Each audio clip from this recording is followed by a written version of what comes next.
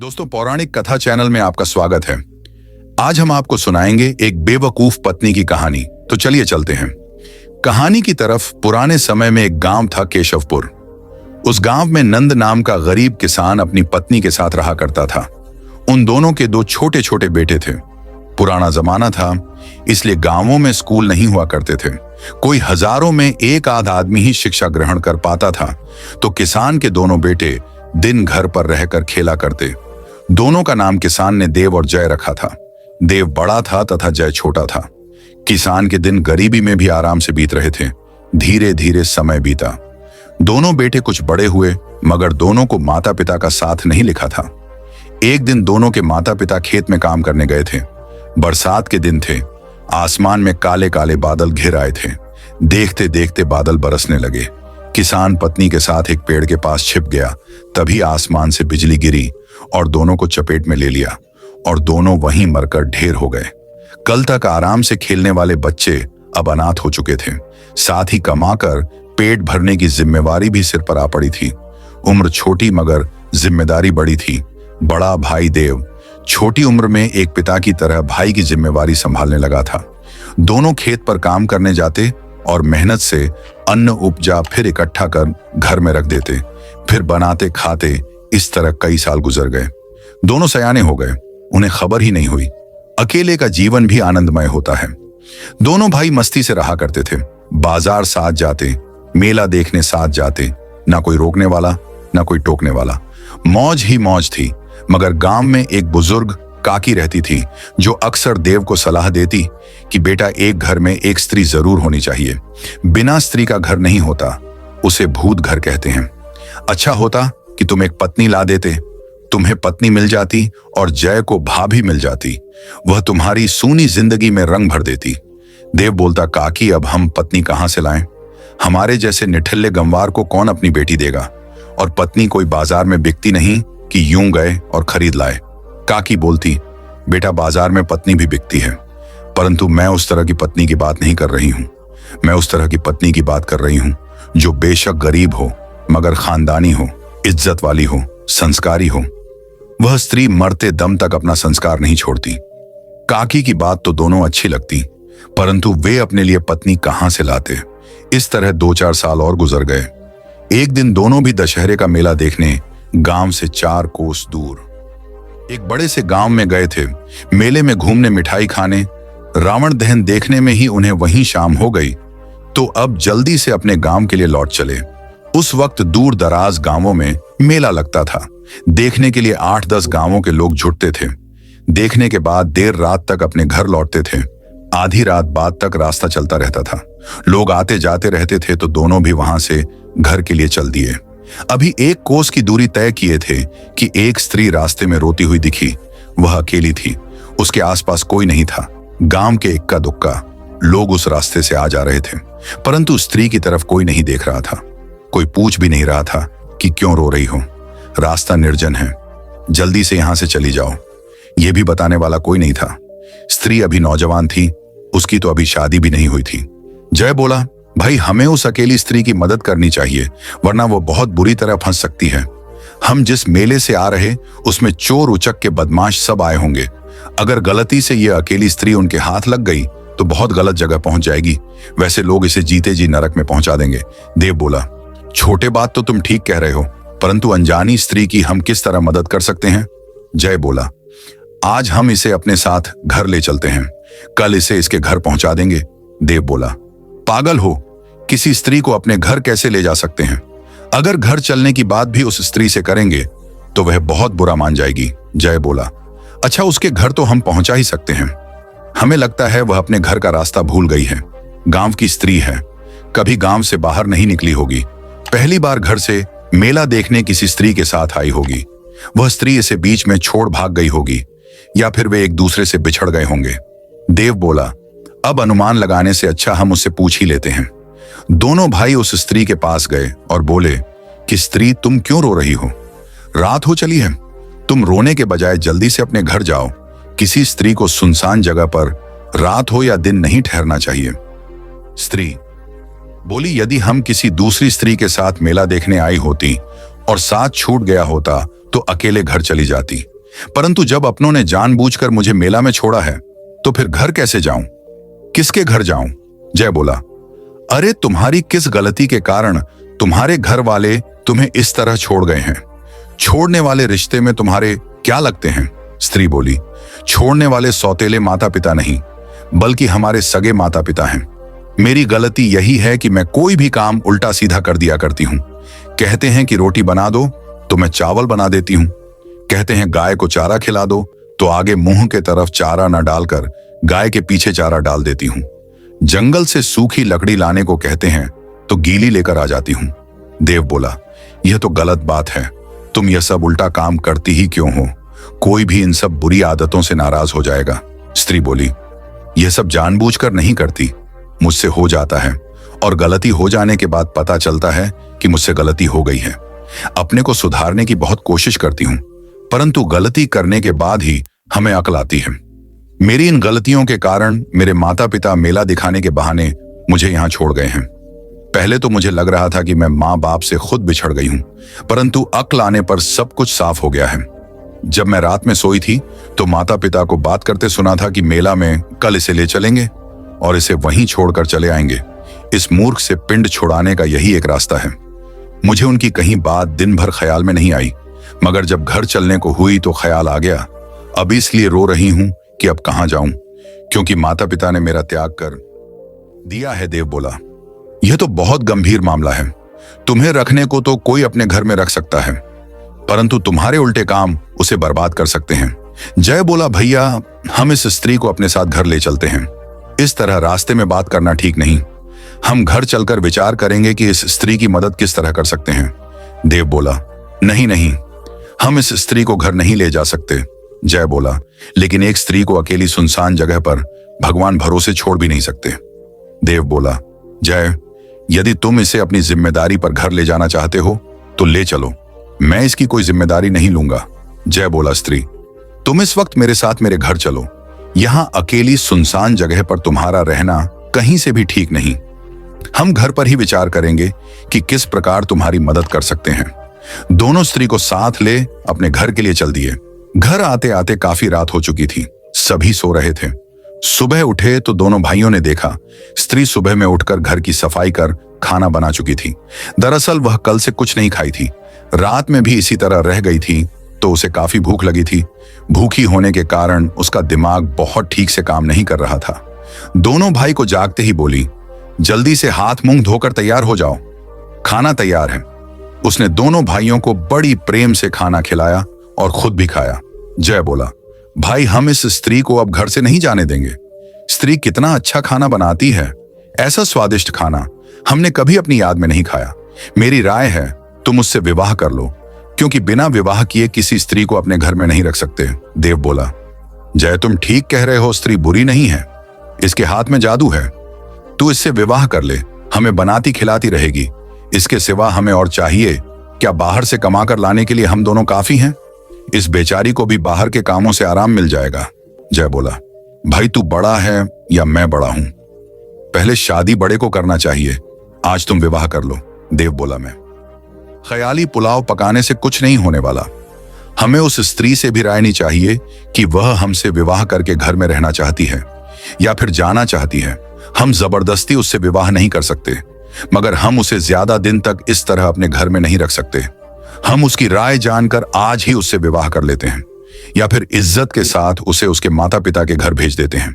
जय बोला, मूर्ख हो, उसे घर वापस जाने की बात भी मत करना, बस अपनी विवाह की बात चलाना, उसकी खूब प्रशंसा करना। यह समझ वह मूर्ख कहीं से भी नहीं है, बहुत चतुर है, बस उसे ठीक से समझाने की जरूरत है। अरे अच्छे संस्कार में तो तोता भी राधे राधे झपने लगता है, यह तो फिर भी इंसान है। देव बोला, जय मैं अपना विवाह का प्रस्ताव उसके सामने कैसे रखूं? मुझे तो शर्म आ रही है, तू ही उससे बात कर। जय बोला, बुड़बक कहीं का, इसमें कौन सी बड़ी बात है, अभी कह देता हूं। वह स्त्री के पास गया और बोला कि मैं तुम्हें अपनी भाभी बनाना चाहता हूं, क्या तुम मेरी भाभी बनना स्वीकार करोगी? स्त्री बोली, बबुआ तुमने तो मेरी मन की बात कह दी, मैं भी यही सोच रही थी, समझ लो मैं तुम्हारी भाभी हूं, मुझे भाभी कहकर ही बुलाना। जय बोला, इस तरह नहीं, मैं अभी पंडित बुलाता हूं। तुम विवाह की तैयारी करो, भाई को नए कपड़े लाने और तुम्हारे लिए नई साड़ी लाने बाजार भेजता हूं। बुढ़िया काकी को भी बुलवा लेता हूं, क्योंकि विवाह में कुछ मंगल गीत भी तो गाने वाली चाहिए। जय ने बुढ़िया काकी को बुला लिया। बुढ़िया बहुत भली स्त्री थी, दोनों को अपने बेटे की तरह मानती थी। वैसे भी उसका कोई नहीं था, अकेली थी, तो वह जब घर आकर उस स्त्री को देखी तो फूले नहीं समा रही थी। स्त्री बहुत सुंदर थी। इस प्रकार देव का विवाह हो गया। समय गुजरने लगा। कुछ दिन स्त्री बहुत सावधानी से काम कर रही थी।